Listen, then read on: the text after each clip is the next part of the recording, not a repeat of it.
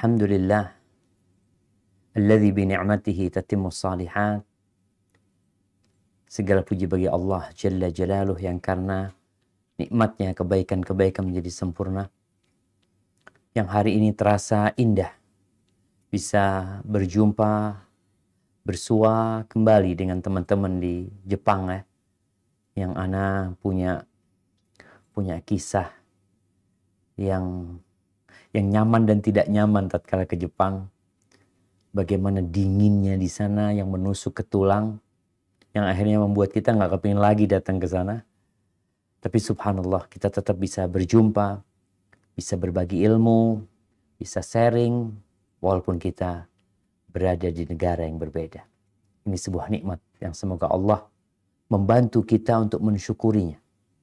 Allahumma salli wa sallim ala sayyidina wa maulana Muhammadin wa ala alihi wa ashabihi ajma'in. Ya Allah, semoga salawat dan salam senantiasa Engkau curahkan untuk hamba kekasih-Mu, untuk baginda Nabi kita Muhammad alaihi salatu wassalam, untuk keluarga beliau, untuk istri-istri beliau, untuk putra-putri beliau, dan untuk seluruh sahabat Nabi. Semoga Allah meridhai kita bersama mereka. Amma ba'd, ahibati fillah. Sebagian orang berpikir bahwa tanda cinta Allah Jalla Jalaluh kepada hambanya adalah dengan diluaskan rezekinya, dimudahkannya urusannya, dilancarkan usahanya, dianugerahi anak-anak yang tampan, yang cantik, diangkat jabatannya. Subhanallah. Ini pandangan sebagian manusia. Kalau itu tanda cinta Allah kepada hambanya, di dunia kita bicara. Lalu bagaimana kita memandang para utusan Allah Azza wa Jalla? Para nabi. Dari sejak Nabi Adam alaihissalam sampai penutup para nabi kita alaihi salatu wassalam. Seharusnya para nabi itu orang yang paling kaya, yang paling sukses usahanya, yang paling banyak anak-anaknya. Namun realitanya tidak seperti itu. Di antara semua nabi, yang paling dicintai Allah Azza wa Jal adalah baginda Nabi kita Muhammad alaihi salatu wassalam.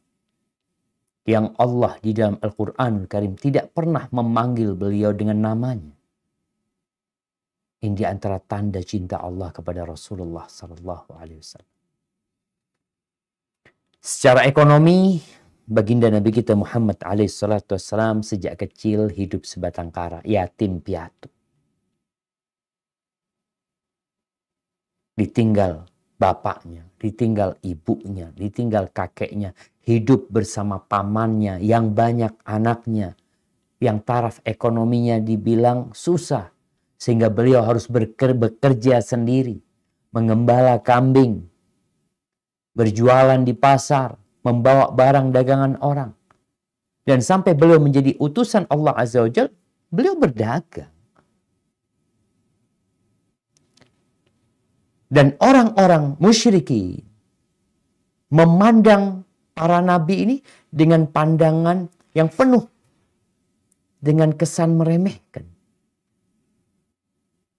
Karena dalam pandangan mereka, kalau ini orang yang dicintai Allah, seharusnya dia lebih kaya dari kita. Seharusnya dia lebih sukses dari kita. Seharusnya dia punya ini dan itu, mereka sebutkan hal itu. Tapi apa kata Allah Azza wa Jalla? Di surah Al-Furqan ayat 7-9. Coba kita renungkan tentang ucapan orang-orang musyrikin tatkala mereka menilai kemuliaan seseorang. Apalagi menilai cinta Allah buat orang itu. Karena sebagian kita merasa Allah itu cinta sama anak Ustaz. Buktinya apa? Buktinya usahanya lancar Ustaz. Anak-anaknya Masya Allah, tampan-tampan, cantik-cantik, sukses-sukses semuanya. Nggak ada yang ngerepotin an. Itu tanda cinta Allah. Coba dibaca. Tafadhal.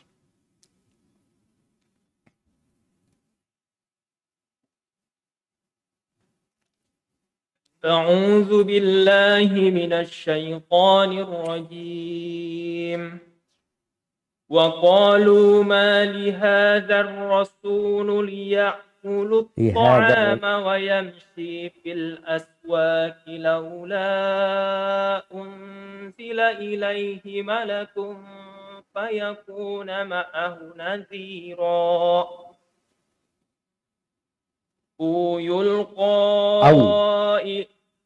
أو يلقى إليه كنز أو تكون له جنة يأكل منها وقال الظالمون إن تتبعون إلا رجلا مسحورا انظر كيف ضربوا لك الأمثال فضلوا فلا يستطيعون سبيلا. بارك الله فيكم.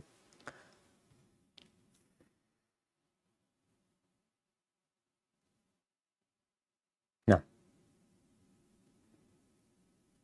tafadhal artinya? Dan mereka berkata, mengapa Rasul Muhammad ini memakan makanan dan berjalan di pasar-pasar? Mengapa malaikat tidak diturunkan kepadanya agar malaikat itu memberikan peringatan bersama dia? Atau mengapa tidak diturunkan kepadanya harta kekayaan, atau mengapa tidak ada kebun baginya sehingga dia dapat makan dari hasilnya? Dan orang-orang zalim itu berkata, kamu hanyalah mengikuti seorang laki-laki yang kena sihir. Perhatikanlah bagaimana mereka membuat perumpamaan tentang engkau, maka sesatlah mereka. Mereka tidak sanggup mendapatkan jalan untuk menentang kerasulanmu. Subhanallah, kita lihat. Mereka mau nentang dengan apa? Akhirnya mereka katakan, kenapa nih Rasul kok beli makanan di pasar, berdagang di pasar? Kenapa kok nggak ditemenin oleh malaikat lah dia itu? Atau Allah turunkan harta yang banyak, kekayaan dari langit? Atau mungkin dia dikasih kebun yang dia bisa makan buah-buahannya seenak dia? Subhanallah. Itu bukan tanda cinta Allah kepada hamba. Sehingga kalau Rasul itu harus kaya. Orang yang dicintai Allah itu harus nyaman hidupnya. Hebati fillah. Oleh karena itu mengukur kehormatan, menilai kemuliaan, apalagi cinta Allah Jalla Jalla kepada hambanya di dunia. Dengan sesuatu yang tadi disebutkan, itu adalah sesuatu yang naif. Itu adalah standar budak-budak dunia yang tidak mengetahui dengan hakikat kehidupan dunia ini. Yang kalau dia dikasih rizki, diluaskan nikmat untuk dia, dia berbangga diri, bergembira. Tapi kalau tidak dikasih, dia murka. Dia mencak-mencak. Dia mungkin su'udzon sama Allah, berprasangka buruk kepada Sang Pencipta. Itu standar yang dilakukan oleh budak-budak dunia. Makanya nanti ada list orang terkaya di dunia, orang tertampan di dunia, orang terseksi di dunia, orang tercantik. Seperti itu yang mereka lakukan. Karena mereka lupa bahwa dunia ini seperti bangkai kambing yang cacat, yang tidak pantas untuk dibangga-bangga. Allah berfirman di surat Al-Fajr ayat 15 sampai 17. Coba kita baca.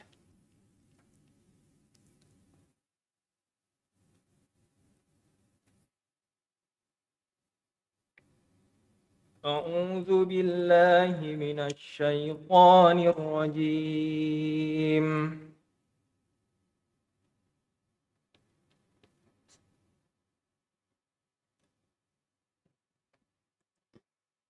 Fa'am Ya, ayat 15. Fa'ammal insanu idza mabtalahu rabbuhu fa'akramahu wa na'amahu fayaqulu rabbi akraman وأما إذا ما ابتلاه فقدر عليه رزقه فيقول ربي أهانن. Kalla. Lanjut. Adapun Satu ayat lagi. kalla bal la tukrimunal yatim. Barakallahu fikum. Adapun manusia, apabila Tuhan mengujinya lalu memuliakannya dan memberinya kesenangan, maka dia berkata, Tuhanku telah memuliakanku. Namun apabila Tuhan mengujinya lalu membatasi rizkinya, maka dia berkata, Tuhanku telah menghinaku. Sekali-kali tidak, bahkan kamu tidak memuliakan anak yatim. Barakallahu fikum. Nggak kayak gitu. Tapi ada orang-orang yang nggak sadar. Ketika dia sedang susah hidupnya, kena bencana, sudah jatuh tertimpa tangga, secara ekonomi dia nggak naik-naik, kayak gitu aja, bahkan ada penurunan dengan COVID-19 ini. Sedangkan orang-orang beranggapan bertambahnya harta, bertambahnya kenikmatan dunia, itu tuh tanda Allah ingin kebaikan buat kita. Enggak. Nggak kayak gitu.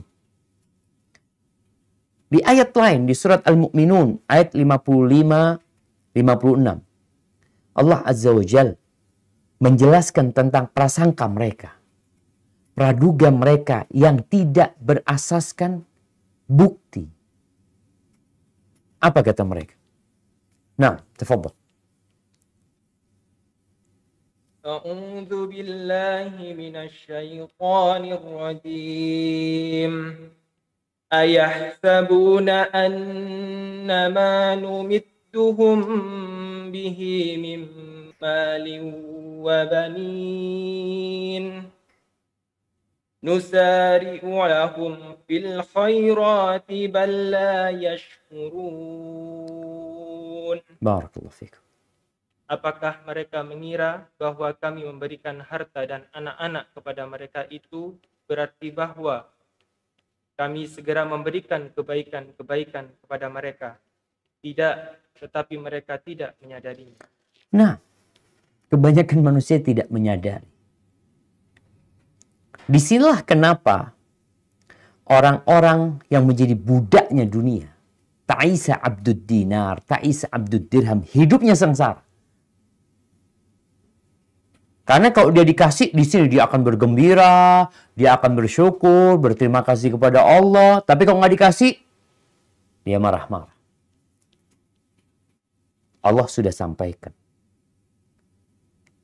Di sini pentingnya ilmu. Agar kita tidak salah langkah. Terus apa tanda cinta Allah kepada hambanya? Tanda kemuliaan yang Allah anugerahkan kepada hambanya. Ada banyak hal. Di antaranya yang akan kita kaji. Salah satunya diselamatkannya dirimu dari dunia. Kita malah nggak dikasih dunia. Malah susah hidup kita. Rasulullah sallallahu alaihi wasallam dalam hadis riwayat Imam Tirmidzi, beliau bersabda, "Idza ahabballahu 'abdan hamahu dunya." Kalau Allah cinta kepada hambanya, Allah akan menyelamatkan hambanya dari dunia. Kama yadhallu ahadukum yahmi saqimahul ma. Sebagaimana kalian kalau ngerawat orang sakit tuh, kepingin makan ini, kepingin makan itu, nggak boleh. Kepingin air ini nggak boleh. Nggak boleh kata dokter. Enggak, aku kepingin sedikit, nggak boleh. Itu tanda cinta. Di mana tatkala engkau sekarang nih, kita lihat kondisi dengan COVID-19, mungkin banyak yang secara ekonomi menurun.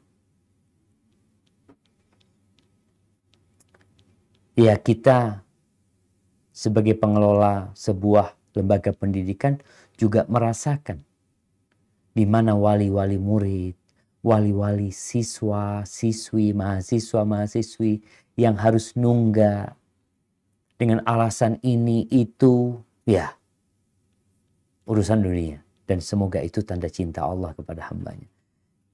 Dan bala serta musibah yang menimpa hamba itu juga salah satu tanda cinta.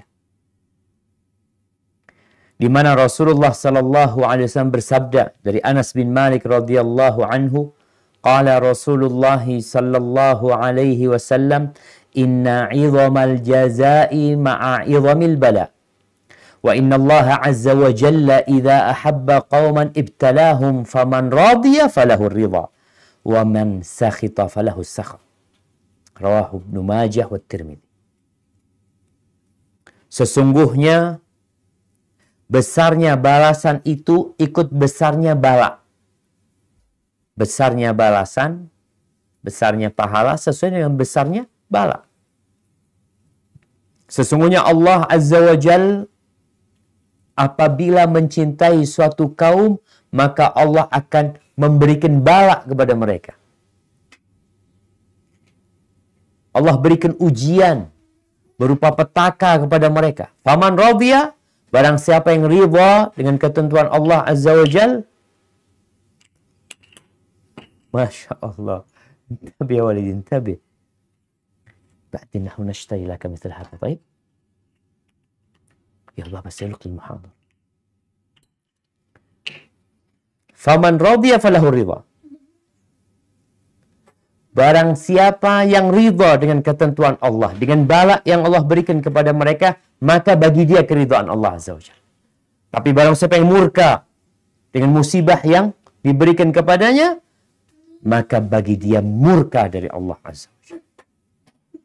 Jadi tatkala engkau sedang ditimpa musibah, ditimpa petaka yang membuat hidupmu sengsara, sebenarnya itu tanda cinta. Buktinya para nabi. Ketika Rasul SAW ditanya, ayun nas asyaddu balaan, orang yang seperti apa yang paling dahsyat balanya? Qala al-anbiya, para nabi. Sallallahu alaihi wasallam. Para nabi. Bukan orang-orang yang jarang sholat. Bukan orang-orang yang nggak sholat sama sekali. Tapi para nabi. Para nabi ini tingkatannya paling tinggi di antara semua hamba-hamba Allah Azza wa Jal. Ternyata mereka paling banyak balanya. Thummal amthal fal amthal. Kemudian ya yang mendekati, yang mirip dengan para nabi secara ketaatan, dia juga akan mendapatkan bala yang setara dengan keimanan mereka. Fayubtal rajul ala hasabi dini. Orang itu dikasih ujian setara dengan kondisi keagamaan dia, keimanan dia. Tadi yang dibacakan akhir surat Al-Baqarah, la yukallifullah nafsan illa wus'aha. Jadi tatkala engkau dikasih bala, mau penyakit, mau masalah ekonomi, mau masalah keluarga, anak, apa saja masalahnya, engkau mampu untuk menghadapi. Allah tahu dengan kadar keimanan. Tinggal sekarang engkau mau bertahan apa tidak. Tapi yang jelas, Allah tidak mungkin memberikan bala yang melebihi kemampuan. Kalau ada orang yang sampai bunuh diri, yang sampai stres menghadapi bala dan musibah, apa penyebabnya? Tadi, dia nggak ridho dengan ketentuan Allah Azza wa Jalla. Muncul di hati dia was-was. Kenapa? Ingat, Allah lebih cinta kepadamu daripada orang tuamu kepada diri. Ahibati fillah. Kalau kita ingin mengkaji tentang cinta Allah di bala ini, maka kita perlu mengkaji tentang hikmah. Kok dikasih petaka, dikasih bala, kasih ujian, jadi tanda cinta. Yang pertama, hikmah di balik semua itu, yang sehingga seorang hamba yang kena bala dalam urusan dunia, dia mengatakan, ya Allah, inna lillahi wa inna ilaihi raji'un. Rasul SAW, kalau lagi susah kena musibah, alhamdulillahi ala kulli hal. Segala puji bagi Allah dalam semua kondisi. Di antara hikmah bala ini, mengantarkan manusia yang pertama kepada pengabdian kepada Allah yang sebenarnya. Bahwa engkau itu hamba Allah gitu. Apa katanya Allah udah. Karena sebagian kita itu seakan-akan dia hamba Allah padahal dia hamba jabatan. Ketika dapat jabatan baru dia ridho sama Allah. Nggak dapat tuh jabatan yang dia kejar, bunuh diri, stres, gila. Melakukan tindakan-tindakan yang tidak seharusnya dilakukan seorang muslim. Bahkan berhenti sholat kadang-kala. Karena merasa apa yang dia inginkan, tidak dia dapatkan. Maka Allah kasih bala agar engkau mewujudkan pengabdianmu kepada Allah Azza wa Jalla. Allah cinta sama engkau. Agar engkau balik kepada Allah Subhanahu wa ta'ala. Di surat Al-Hajj ayat 11. Allah menceritakan tentang kondisi sebagian manusia dalam pengabdiannya kepada Allah. Kita semua Islam ya. Mengaku Islam kita ini. Tapi ada yang Islam pinggiran. Ada Islam yang benar-benar di tengah. Orang yang Islam pinggiran ini, kalau dikasih bala, berbahaya buat dia. Bisa jatuh ke jurang. Tapi kalau yang di tengah, dia tetap akhirnya. Mari kita renungkan firman Allah di surat Al-Hajj ayat 11. Nah. A'udzu billahi minasy syaithanir rajim. Wa minan nasi man ya'budullaha 'ala harf fa in asabahu khairun itma'anna bih wa in asabathu fitnatun inqalaba 'ala wajhihi khasirat dunya wal akhirah dzalika huwal khusranul mubin. Dan di antara manusia ada yang menyembah Allah hanya di tepi, maka jika dia memperoleh kebajikan, dia merasa puas, dan jika dia ditimpa suatu cobaan, dia berbalik ke belakang. Dia rugi di dunia dan di akhirat. Itulah kerugian yang nyata. Subhanallah. Dengan dikasih bala ini, nampak pengabdianmu kepada Allah. Jangan-jangan sebagian kita ini hamba nafsunya. Hanya nggak kelihatan. Kenapa? Karena yang dia nafsukan, yang dia inginkan, dia dapatkan terus tuh. Nanti dikasih sama Allah sebuah bala, ternyata dia nyembah Allah di pinggiran doang, di tepian. Dan dia jadi kufur sama Allah. Hikmah yang kedua, bala ini ternyata salah satu bentuk persiapan Allah untuk hambanya ini menjadi orang yang lebih baik. Untuk diberikan kepada dia kejayaan. Harus dikasih bala. Rasulullah Sallallahu Alaihi Wasallam. Bagaimana kemudian beliau menjadi seorang yang penyabar, penyantun, yang baik. Setelah dikasih bala tahunan sama Allah SWT. Nabi Yusuf alaihissalam. Bagaimana beliau akhirnya berada di sebuah posisi yang sangat indah. Setelah dibuang sama keluarganya. Dijual. Dibawa ke Mesir. Digodain dengan wanita. Hidup dalam penjara. Baru kemudian berada di atas. Jadi bala itu tanda cinta Allah sama hambanya. Jadi bala ini mempersiapkan engkau untuk menjadi laki-laki sejati. Untuk menjadi wanita sejati. Untuk menjadi hamba Allah yang hakiki. Al-Imam Syafi'i rahimahullahu ta'ala, beliau pernah ditanya, mana yang lebih afdal? As-sabru awil mihna awil tamkin. Mana yang lebih utama antara tiga hal? Kesabaran,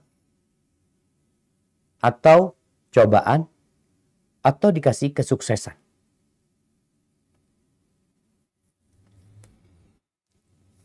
Kata beliau mengatakan, at-tamkin darajatul anbiya. Dikasih kesuksesan, kejayaan itu makomnya para nabi. Wala yakunu tamkin illa ba'dal mihna. Tapi itu tidak terjadi kecuali setelah melewati proses ujian. Fa'idham tuhina sabar. Ketika dia dikasih ujian, dia bersabar. Dan ketika dia bersabar, dikasih kejayaan sama dia. Jadi bala itu sebenarnya sedang mengantarkan engkau dalam proses untuk menjadi orang yang berjaya. Untuk menjadi orang yang berbahagia. Nabi Musa alaihissalam. Dari sejak kecil bagaimana ujian diberikan kepada beliau. Kepada keluarganya. Dibuang tuh Nabi Musa. Dihanyutkan di arus sungai yang nggak tahu mau kemana, tapi Allah ala kulli syai'in qadir. Hidup di istana Fir'aun selama 30 tahun. Setelah itu ada peristiwa yang menyebabkan beliau diuji.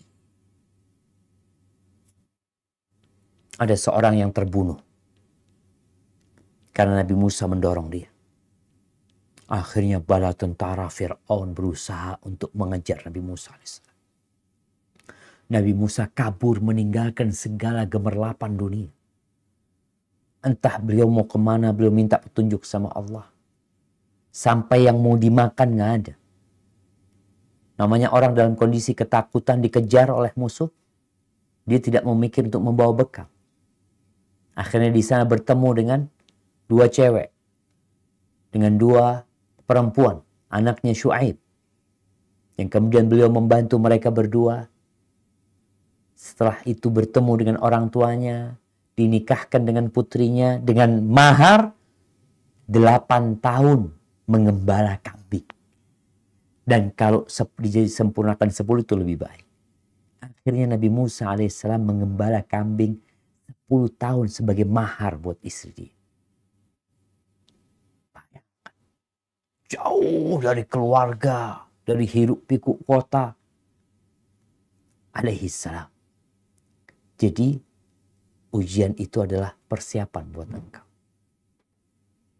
Ngelihat tuh yang namanya ya juara-juara ya. Emangnya mereka jadi juara itu karena tidur-tiduran di rumahnya. Kerjanya makan, minum. Enggak.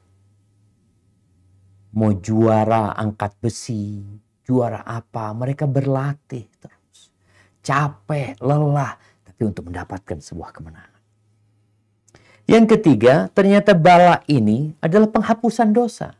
Gimana tidak dikatakan bukti cinta Allah, tanda cinta Allah, kalau ternyata dengan engkau dikasih bala, dosamu itu berguguran. Tapi catatannya engkau harus menerima, nggak marah-marah. Abu Hurairah radhiyallahu anhu meriwayatkan hadis bahwa Nabi SAW bersabda, ma yazalul bala'u bil mu'min wal mu'minah. Bala itu selalu menemani, mendampingi seorang yang beriman, laki-laki atau wanita, fi nafsihi, di diri dia, atau di anak dia, atau di harta dia, hatta yalqallah wa ma alaihi khatiyah. Sampai akhirnya dia berjumpa dengan Allah, 0 dosanya. Subhanallah.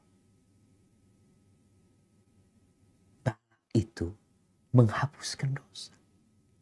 Oleh karena itu Rasul Shallallahu Alaihi Wasallam ketika membesuk seorang sahabat wanita yang sakit dalam kondisi demam, dia menggigil ya. Ditanya, kenapa engkau menggigil? Kata Nabi Sallallahu Alaihi Wasallam. Kata sahabat perempuan ini mengatakan, al-humma la barakallahu fiha. Ini demam. Semoga Allah tidak memberkahinya. Apa kata Nabi alaihi salatu wasallam? La tasubbil humma. Jangan dimaki. Jangan dicela. Ini penyakit humma. Karena dia membersihkan hamba dari dosa-dosanya. Seperti api membersihkan besi dari karatnya. Allahu Akbar. Jadi ternyata bala yang menimpamu itu penghapusan dosa buat engkau. Anas bin Malik radhiyallahu anhu meriwayatkan dari Nabi sallallahu alaihi wasallam, idza aradallahu bi 'abdil khair. Kalau Allah jalla jalaluh menginginkan kebaikan buat hambanya. Allah ingin kebaikan buat hambanya. Allah berikan harta sama dia? Bukan. Ajjala lahul uquba fid dunya. Allah segerakan hukuman bagi dia di dunia. Orang semua berbuat salah. Ketika Allah ingin kebaikan, Allah segerakan hukuman bagi dia di dunia. Wa idza aradallahu bi'abdihi syarra. Dan apabila Allah menginginkan keburukan buat hambanya, amsaka anhu bidzambihi. Maka Allah nggak dikasih hukuman dia di dunia. Ditahan hukuman buat dia. Sampai kapan? Nanti di hari kiamat diberikan kepada dia semua hukuman itu. Jadi Allah kalau cinta sama engkau, disegerakan hukuman itu. Kemudian yang keempat, bala ini ternyata melahirkan pahala, mengangkat derajat. Engkau dikasih bala, itu diangkat derajatmu dan dikasih pahala. Dalam hadis riwayatkan Imam Muslim dari Aisyah radhiyallahu taala anha, qalat qala Rasulullah sallallahu alaihi wasallam, ma yusibul mu'min min syaukatin fama fawqaha illa rafa'ahu Allah biha darajah au hatta anhu biha khati'ah. Tidaklah seorang mukmin ditimpa oleh duri atau yang lebih kecil dari duri. Apa saja bala yang menimpa dia, melainkan Allah akan mengangkat satu derajat dia dan menghapuskan dosa-dosa dia. Makanya sebagian orang, sebagian sahabat Nabi itu, ketika dia sakit, dia pernah minta doa Nabi SAW. Nabi mengatakan, kalau engkau mau, aku doakan. Tapi kalau engkau mau, engkau bersabar. Dan engkau masuk surga. Apa yang dilakukan oleh sahabat ini? Ahsan anak bersabar masuk surga. Daripada anak ya sembuh tapi masuk surganya belum tentu gitu. Jadi ternyata bala yang menimpamu itu Allah sedang ingin mengangkat derajatmu. Tadi dosa dihapuskan, derajatnya diangkat. Maka jangan mengeluh ketika kena bala. Biasa aja gitu. Bahkan tadi memandang bala ini sebagai tanda cinta Allah sehingga dia menerimanya dengan hati yang lapang dan hidup dia tidak sengsara. Yang kelima, bala itu adalah kesempatan yang Allah berikan kepada hamba agar dia berpikir,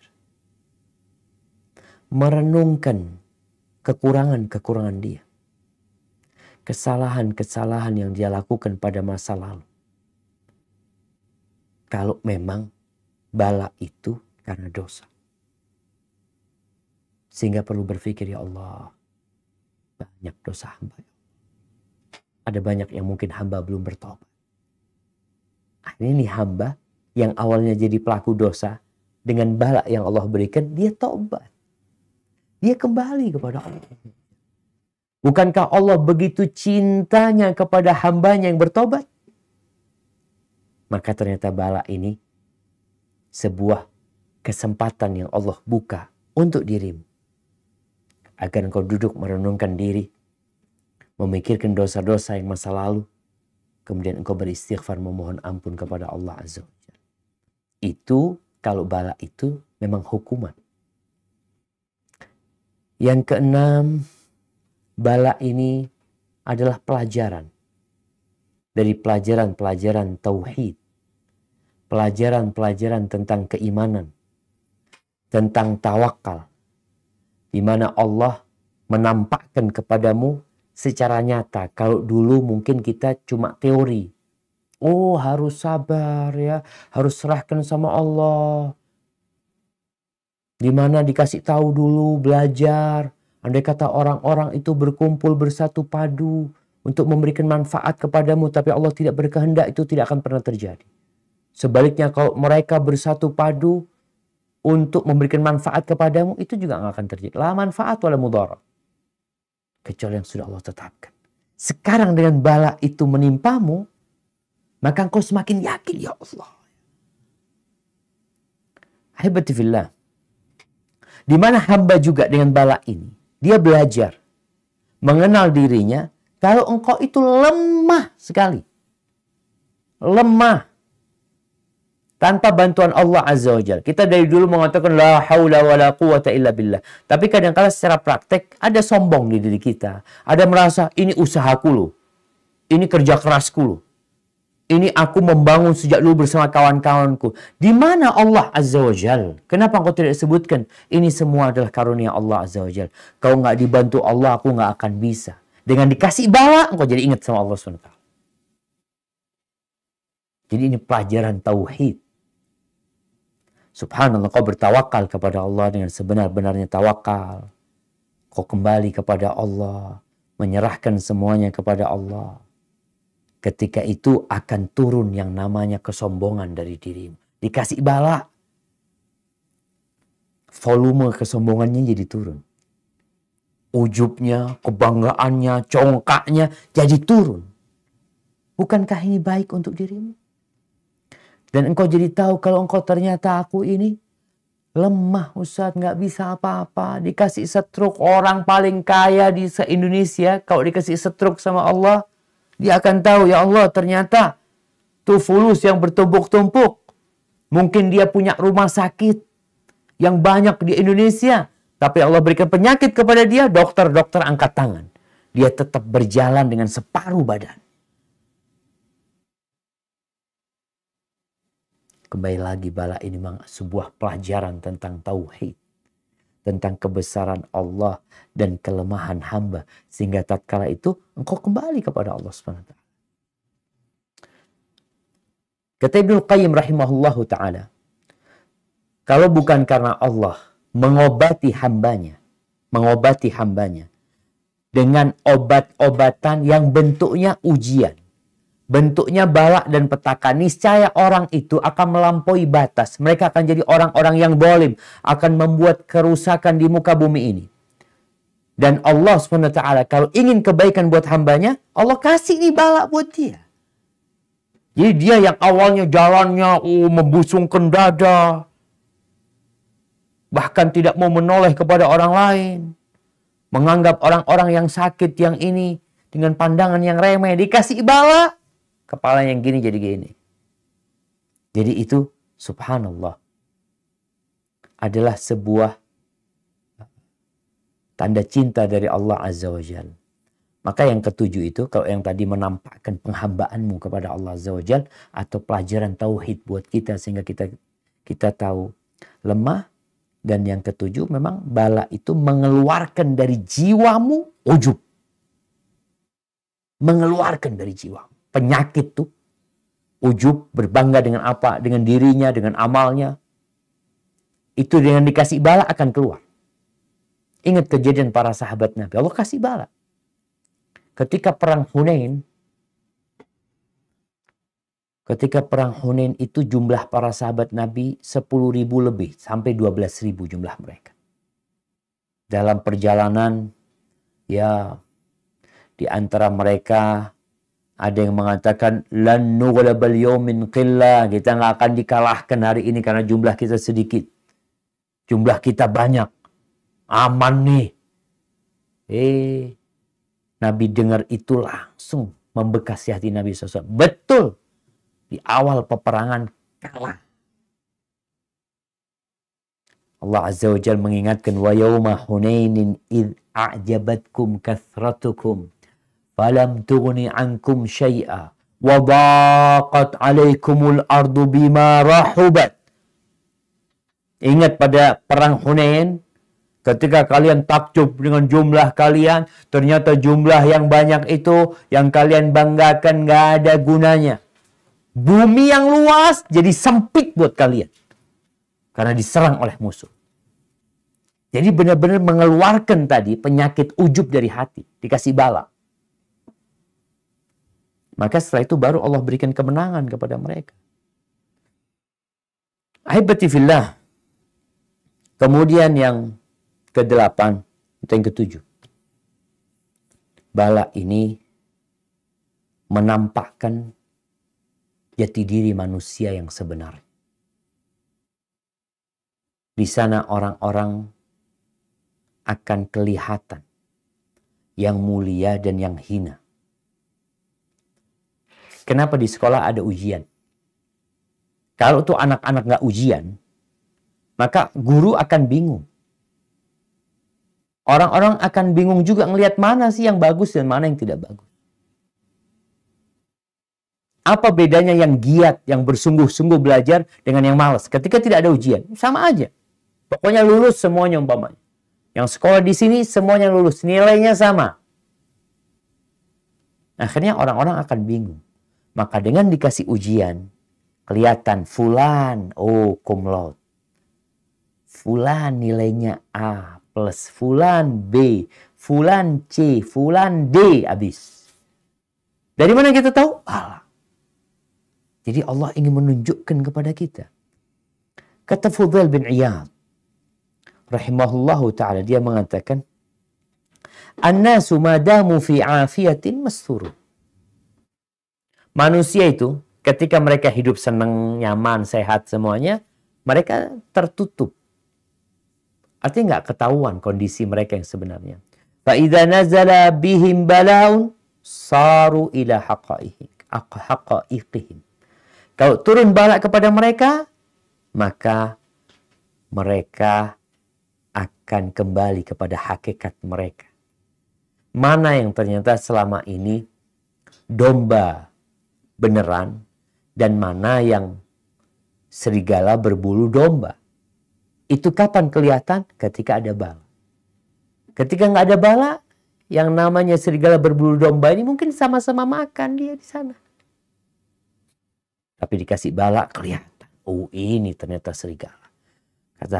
Kata Fudail bin Iyad, fasaral mu'min ila imani, yang benar-benar beriman akan kembali kepada keimanannya, dan yang munafik akan kembali kepada kemunafikannya. Kemudian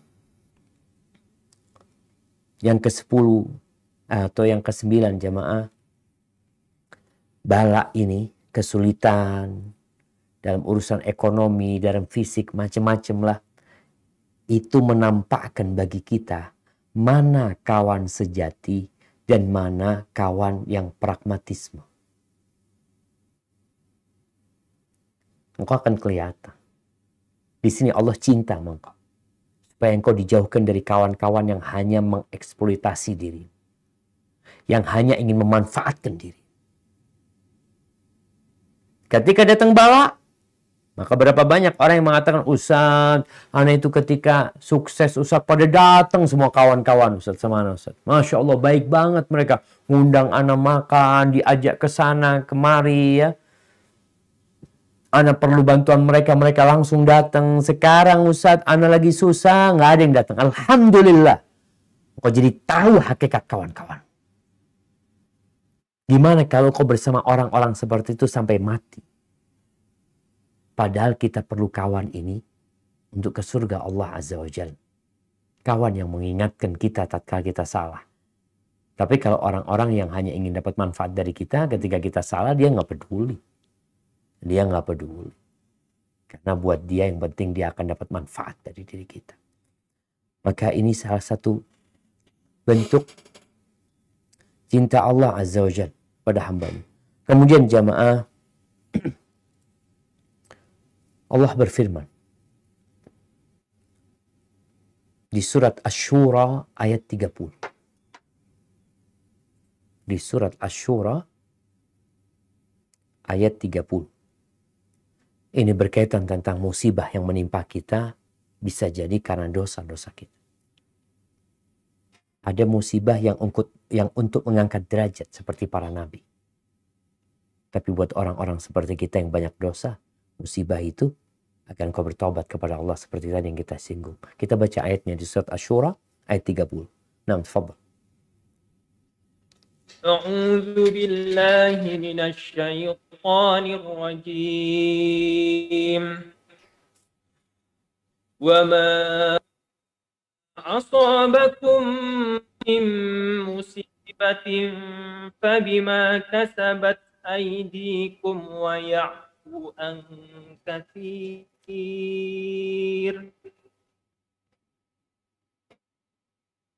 dan menimpa kamu adalah karena perbuatan tanganmu sendiri, dan Allah memaafkan banyak dari kesalahan-kesalahanmu. Subhanallah. Jadi karena kesalahan kita, jadi kita ditimpakan atau musibah itu menimpa diri kita agar kita kembali kepada Allah Azza wa Jalla. Bertobat kepada Allah Azza wa Jalla. Duduk merenungkan. Jangan cari kambing hitam. Jangan mencari kambing hitam. Jangan suka menunjuk, oh gara-gara fulan, gara-gara fulan. Gara-gara diri. Allah Azza wa Jalla mengatakan, ma asabaka min hasanatin famin Allah. Kebaikan yang menimpamu dari Allah. Wa ma asabaka min sayiatin famin nafsik. Tapi keburukan yang menimpamu itu dari dirimu sendiri. Yang terakhir jamaah rahimakumullah, bala ini menyingkap bagi kita tentang hakikat kehidupan dunia. Kalau ternyata kenikmatan di dunia ini hanya sementara. Kesenangan ya, hiburan-hiburan yang ada di dunia ini nggak lama. Kalau nggak ada musibah di dunia, mungkin kita akan sibuk mencari dunia ini, mengumpulkan dunia ini, sehingga kita lupa dengan akhir. Tapi Allah Azza wa Jal memberikan petaka-petaka di dunia ini, sakit ya, kemiskinan, rasa takut, takut dengan masa depan, kesulitan ekonomi. Ini mengingatkan kita bahwasanya ternyata ya Allah ya, dunia ini benar-benar sesuatu yang hina. Sehingga hati kita tidak bersandar kepada dunia ini. Karena dia memang sesuatu yang penuh dengan bala. Hari ini engkau tertawa, besok engkau menangis. Besok engkau mungkin tertawa, gembira, hiburan ya. Nih akhir tahun kadang kalau orang liburan ke sana kemari. Setelah itu ada menangis, satu kena corona, satu mati, satu harus ini itu. Inilah kehidupan dunia. Jadi bala itu Allah berikan agar engkau sadar bahwa engkau sebentar lagi akan meninggalkan dunia ini. Jangan tertipu daya dengan dunia ini. Dan sebagai penutup, ya agar engkau rindu sama surga Allah. Engkau mensyukuri nikmat yang Allah berikan. Ternyata tadi kalau kita bicara bala, okelah banyak bala, tapi masih banyak nikmat Allah. Dan nikmat Allah yang sempurna nanti Allah akan berikan di surganya.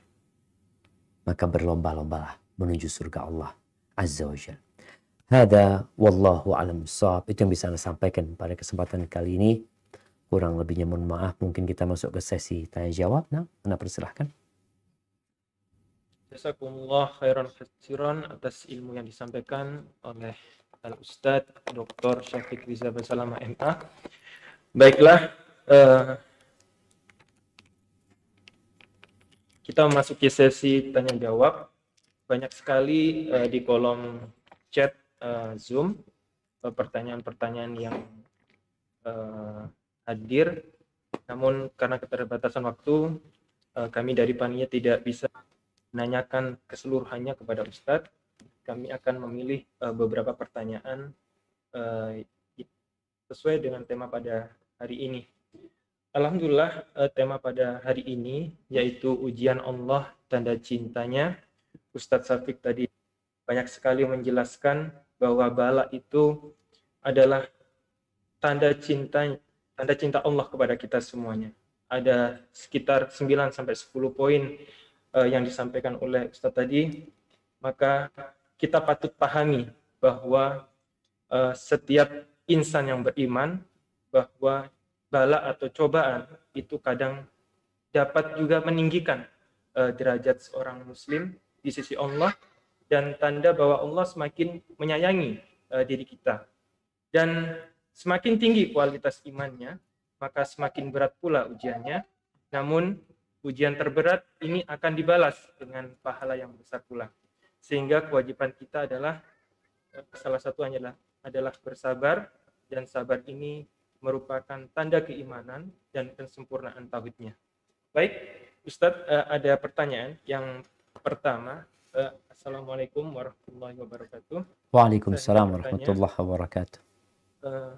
Dikatakan bahwa orang-orang yang sabar mendapat musibah akan mendapat pahala tanpa batas. sedangkan orang yang berkeluh kesah akan mendapatkan dua kerugian. Yang ingin saya tanyakan adalah bagaimana kriteria disebut berkeluh kesah dalam menghadapi musibah. Masya Allah. Tafadhol. Barakallahu fikum. Iya. Ini lagi. Salah satu tanda cinta Allah ketika Allah memberikan bala sehingga tampak kesabaran orang tersebut. Bahkan bisa jadi ada derajat yang Allah siapkan di surga yang tidak dapat diraih dengan amalan hamba, tapi dapat diraih dengan kesabaran hamba. Allah Azza wa Jalla mengatakan innama yuwaffas sabiruna ajrahum bighairi hisab. Allah Azza wa Jalla akan memberikan pahala yang tanpa perhitungan. Tanpa ada, ya kalau kita berangkat ke sebuah toko, tahu-tahu yang punya toko mengatakan, fadl antum ambil semua antum. Subhanallah. Allah akan memberikan tanpa hisab nanti. Tapi dia bersabar. Sebenarnya tingkatan menghadapi bala ini, yang pertama yang dilarang itu namanya al-jaza. Jaza itu tidak menerima takdir yang Allah berikan kepada dia. Dia marah-marah. Jadi bukan berkeluh kesah merasa sakit, enggak. Tapi dia merasa, aku enggak pantas dapat ini dulu. Kenapa? Ini yang terlarang. Yang kedua, sabar. Sabar itu menahan diri untuk tidak berucap dan untuk tidak melakukan tindakan-tindakan yang tidak diridhai Allah Azza wa Jalla. Bentuk orang tidak sabar dulu, maaf, di masyarakat jahiliyah, mereka kadang-kala menampar pipi mereka, teriak-teriak nangisnya, meratapin yang mati. Kadang-kala merobek-robek pakaiannya. Ini tanda dia nggak sabar. Sabar itu nahan diri. Iya, hal ini menyakitkan buat dia. Ditinggal mati anak yang dia cintai. Apalagi kalau dia punya anak satu-satunya. Bagaimana perasaan dia? Tapi dia nahan diri. Untuk tidak berucap, untuk tidak berbuat, kecuali yang Allah ridhai. Urusan menangis, biasa. Tapi jangan sampai meratapin. Ini sabar. Naik lagi tingkatannya nanti ridho. Ridho itu udah sampai tingkatan menerima. Jadi beratnya sabarnya itu udah lewat tuh, dia udah ridho. Ada tingkatan yang paling tinggi, dia bersyukur dengan musibah itu karena dia memandang kepada pahala yang Allah berikan. Hikmah-hikmah yang tadi kita bicarakan, dia melihat ke sana, ya Allah, ini tanda cinta Allah kepada hamba. Insya Allah yang meninggal dunia, semoga diampuni, dan aku yang di sini mudah-mudahan bisa bersabar menghadapi itu semua. Dan nanti tingkatannya sampai tingkatan syukur kepada Allah Azza wa Jalla. Jadi kalau bicara berkeluh kesah yang dilarang itu adalah tadi yang dengan teriak-teriak, ngomel-ngomel yang tidak jelas. Bahkan kadang-kala di situ ada unsur ya marah sama Allah SWT, menolak takdir Allah Subhanahu wa taala. Kenapa ini kok menimpa aku? Kenapa aku yang dikasih musibah? Padahal aku rajin sholat, aku rajin sodakoh, aku suka berpuasa. Subhanallah. Bukankah bala yang menimpamu tanda cinta Allah? Insya Allah kalau hamba tadi sadar bahwa ini tanda cinta Allah, yang namanya jaza tadi, tidak menerima apa yang Allah tentukan, yang Allah takdirkan buat dia, akan hilang dari diri dia. Hada wallahu a'lam bissawab. Nah. Barakallahu fikum atas jawabannya Ustadz. Mudah-mudahan bagi yang bertanya tadi bisa dipahami apa yang disampaikan oleh Ustadz Syafiq. Baik, untuk pertanyaan yang kedua. Assalamualaikum Ustadz, izin bertanya. Terkadang anak ketika mendapat musibah atau cobaan itu mengeluh dulu Ustadz, tapi setelah beberapa lama baru bersabar dan mulai menerimanya. Apakah anak tetap mendapatkan pahala sabar Ustadz? Jazakallahu khairan. Barakallahu fikum. Naam jamaah. Orang dalam bersabar ini juga bertingkat-tingkat. Yang paling sempurna itu adalah tatkala hempasan pertama.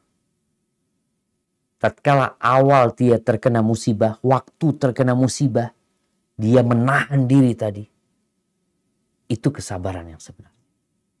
Tapi setelah itu, ya pahalanya akan berkurang. Ada orang yang bersabar setelah dikasih tahu, sabar mas, insya Allah ada hikmahnya. Bisa jadi yang engkau benci itu baik buat dirimu, bisa jadi yang engkau sukai itu buruk buat engkau. Coba engkau lihatlah kepada orang-orang yang lebih susah ini itu. Ada orang yang akhirnya tadi mulai dia bersabar, mulai dapat menerima takdir Allah SWT. Tentunya berbeda. Oleh karena itu Nabi SAW menyebutkan innamas sabru inda sadmatil ula. Sabar itu adalah ketika hempasan pertama. Tapi kalau setelah itu ada yang bukan sabar, tapi udah lupa. Jadi dia bukan sabar.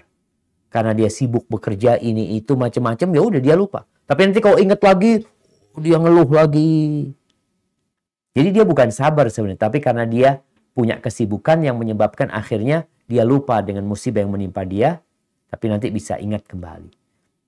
Jadi kalau pertanyaannya, apakah akan dapat pahala? Insya Allah pahala tadi udah disebutkan. Bahwasanya idhamul jaza ma idhamil bala. Besarnya balasan yang Allah berikan sesuai dengan besarnya bala yang menimpamu. Perjuanganmu juga seperti itu nantinya.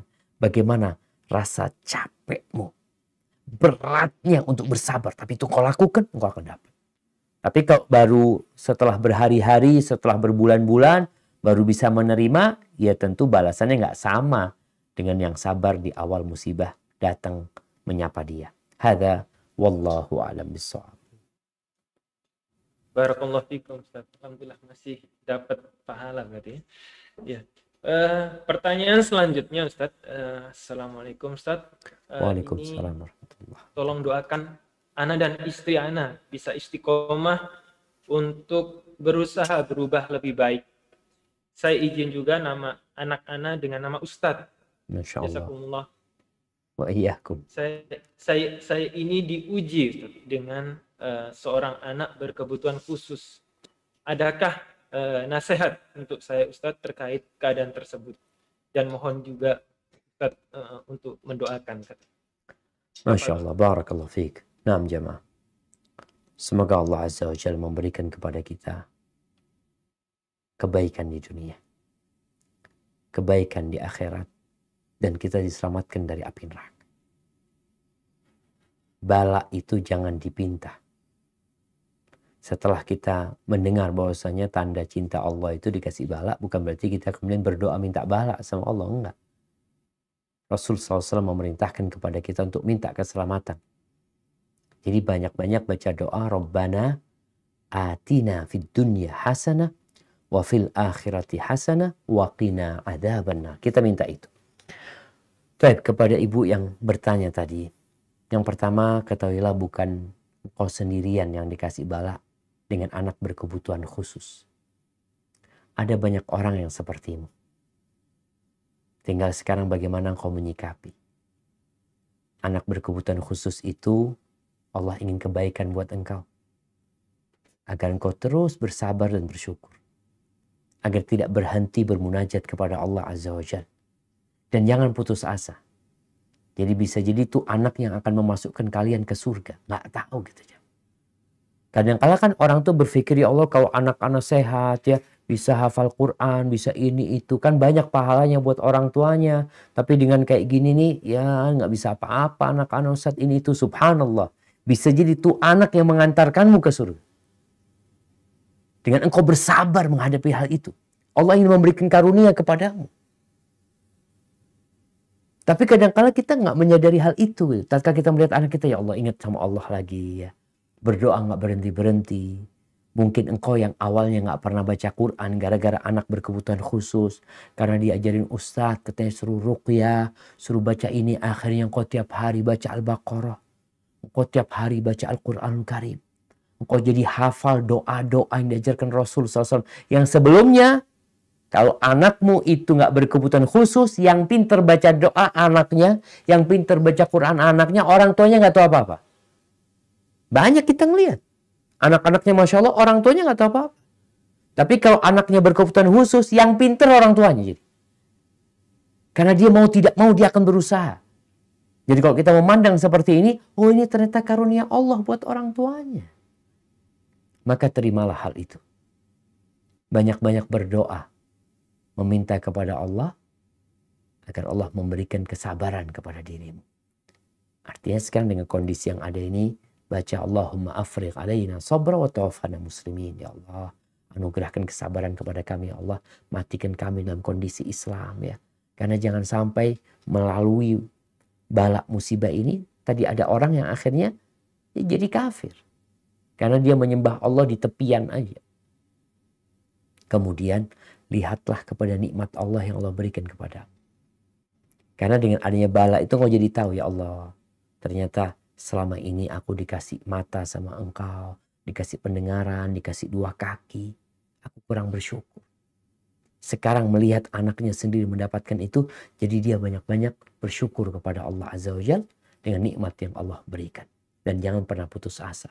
Tidak ada penyakit kecuali Allah turunkan obatnya. Hadza wallahu a'lam bissawab. Barakallahu fikum, Ustaz. Ada beberapa menit lagi, mungkin saya sampaikan 2 pertanyaan lagi, Ustaz. Selanjutnya ada pertanyaan juga. Bismillahirrahmanirrahim. Assalamualaikum warahmatullahi wabarakatuh. Waalaikumsalam warahmatullahi wabarakatuh. Bertanya, apakah jika seseorang diberi ujian sebelumnya tidak sabar, lalu memilih mengerjakan hanya ibadah-ibadah yang disukai, misalnya seorang suami jadi hanya fokus cari nafkah aja dengan alasan juga ibadah tanpa peduli kebutuhan batin keluarganya, tidak mempelajari ilmu agama dengan lebih baik, dan juga namun kemudian ia mendapat kemuliaan dunia. Hal tersebut merupakan tanda cinta Allah atau azab di dunia. Bagaimana cara membedakannya? Mohon arahannya. Masya Allah. Nah, jemaah. Iya. Kalau bicara orang yang ibadahnya biasa-biasa aja ya. Kemudian ternyata Allah bentangkan bagi dia dunia. Allah muliakan dia dengan jabatan, dengan rezeki yang lancar. Apakah itu tanda cinta? Kita udah bahas, bukan. Itu bukan tanda cinta. Allah Azza wa Jalla kata Nabi alaihissalatu wassalam, yu'ti dunya man yuhibbu wa man la yuhib. Allah berbagi dunia itu kepada semua orang. Yang Allah cintai Allah kasih dunia, yang Allah benci Allah kasih dunia. Sehingga kita tidak dapat menjadikan dunia ini sebagai standar cinta. Karena Allah memberikan kekayaan kepada Fir'aun. Allah kasih Fir'aun. Allah kasih Qarun. Allah kasih Namrud. Bahkan kita bisa melihat sekarang di dunia ini orang-orang terkaya kebanyakan non-muslim. Di Indonesia orang-orang terkaya rata-rata non-muslim. Tapi juga ada orang-orang Islam yang kaya. Nabi Sulaiman, jangan ditanya Nabi Sulaiman. Bahkan punya kerajaan yang tidak pantas untuk orang-orang yang selanjutnya. Jadi dunia ini tidak menjadi ukuran cinta. Kalau sekarang bagaimana suami tadi? Yang dia ibadahnya biasa-biasa aja, nggak peduli sama nuntut ilmu, urusan agama. Tapi dia kok sukses. Kalau kesuksesan dia mengantarkan dia untuk lebih taat kepada Allah SWT, berarti itu anugerah Allah. Tapi kalau ternyata dengan kesuksesan dia, ibadahnya malah menurun. Ini yang ditakutkan. Yang dapat mengantarkan dia kepada congkak, ujub. Oh, ini karena usahaku, karena perjuanganku. Tapi kalau dikasih bala kan, mau nggak mau dia akan balik lagi sama Allah kalau dia orang yang taat sama Allah SWT. Jadi sekarang seorang istri bagaimana mendukung suaminya. Yang dia mungkin sudah dikasih kesuksesan dunia, bagaimana mengajak dia untuk menggunakan kesuksesan dia, untuk menggunakan harta dia dalam ketaatan kepada Allah Azza wa Jalla. Ini yang perlu dilakukan oleh seorang istri. Doakan suaminya ketika ada waktu-waktu luang, ya ajak suaminya untuk ngaji bareng ya. Mungkin suami yang baca, istri yang menyimak, atau sebaliknya. Pagi diingatkan untuk baca zikir pagi dan petang. Insya Allah dengan cara seperti itu, semoga kesuksesan itu tidak membuat dia lupa sama Allah SWT.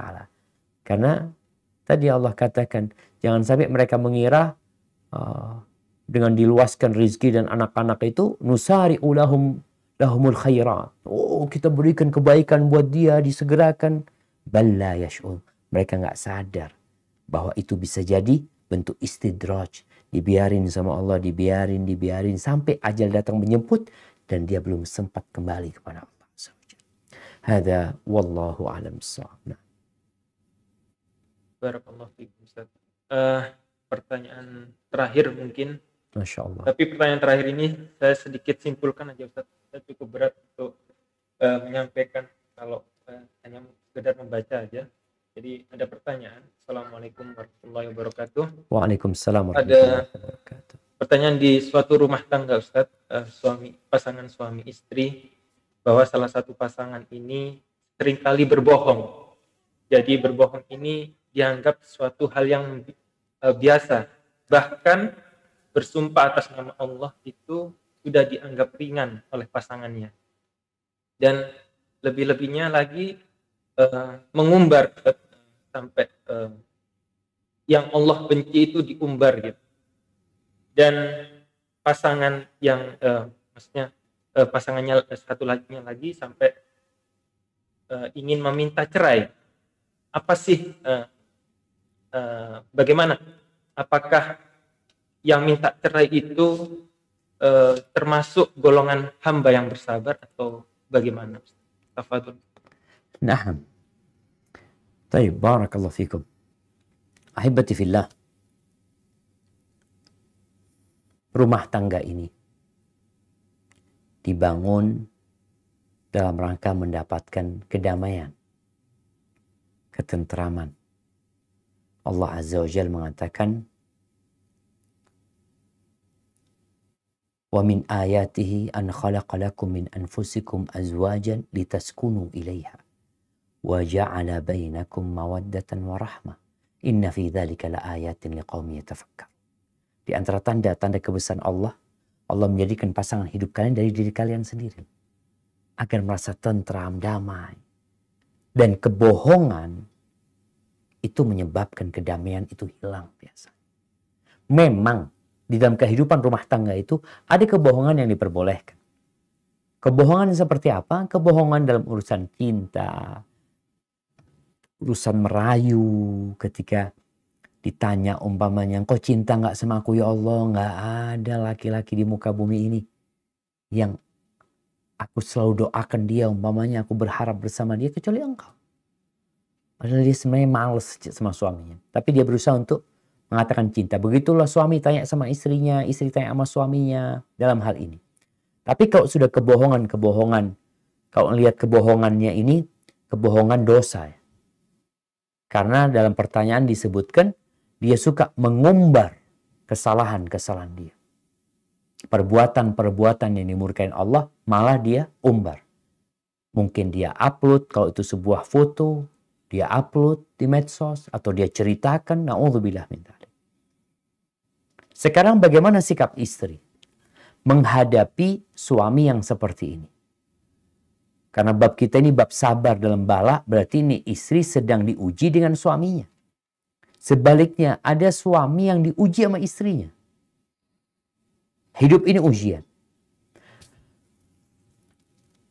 Kalau istri sudah berusaha untuk memperbaiki, karena nggak ada yang terlepas dari perbuatan dosa. Kullu bani Adam khata', semua orang melakukan kesalahan. Tapi yang kita bicarakan, wa khairul khatta'in at-tawwabun. Sebaik-baiknya orang yang melakukan dosa adalah yang bertobat, adalah yang kembali kepada Allah Subhanahu wa taala. Sekarang istri apa yang dia lakukan? Untuk mengajak suaminya bertobat. Untuk mengajak suaminya menjalankan syariat kembali. Jangan dibiarin. Yang pertama doa tentunya iya. Yang kedua istighfar. Banyak-banyak istighfar. Bisa jadi dapat suami kayak gitu karena dosa-dosa masa lalu. Dan itu akan menghapuskan dosa-dosamu. Dengan engkau mendekatkan diri kepada Allah dan bersabar menghadapi dia. Kemudian memperbaiki dia, sharing sama dia. Kasih nasihat dia, cari waktu-waktu yang tepat ya. Untuk memberikan masukan kepada dia, ajak dia untuk mengingat kehidupan akhirat, datang ke kuburan ya. Terus datang ke orang-orang yang susah agar dia pandai bersyukur kepada Allah Subhanahu wa taala. Setelah itu dilihat dia berubah enggak. Kalau ternyata tidak ada perubahan, mungkin bisa pakai tangan orang lain. Sebelum kita berpikir untuk gugat cerai. Mungkin bisa kirim utusan dari keluarga. Coba mungkin keluarga ngomong sama keluarganya itu laki. Mungkin ada yang bisa dikomunikasikan. Kadang-kala keluarga itu terus terang. Ada pihak keluarga itu yang nggak tahu kalau anaknya itu ternyata ya banyak melakukan kemaksiatan. Mungkin zalim sama istrinya.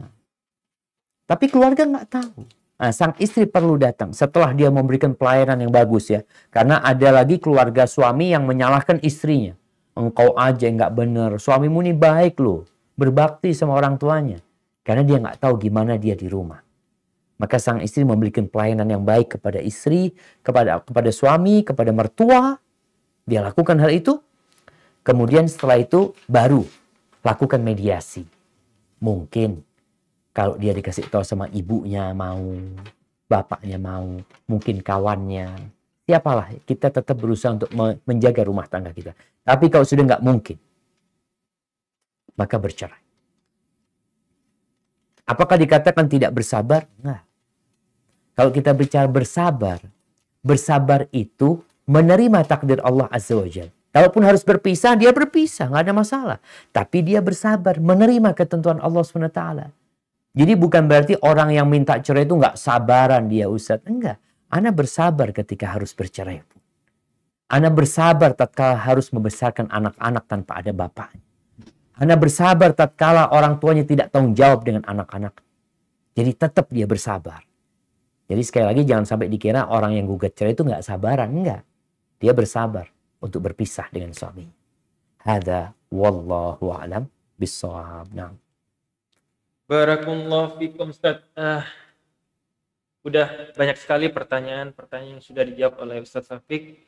Mungkin yang terakhir Ustaz bukan pertanyaan, jadi mungkin ada sedikit nasihat bagi kami yang tinggal di negeri minoritas Muslim, terutama di Jepang, buat kami semuanya di sini atau buat komunitas-komunitas Muslim di Jepang, Ustaz.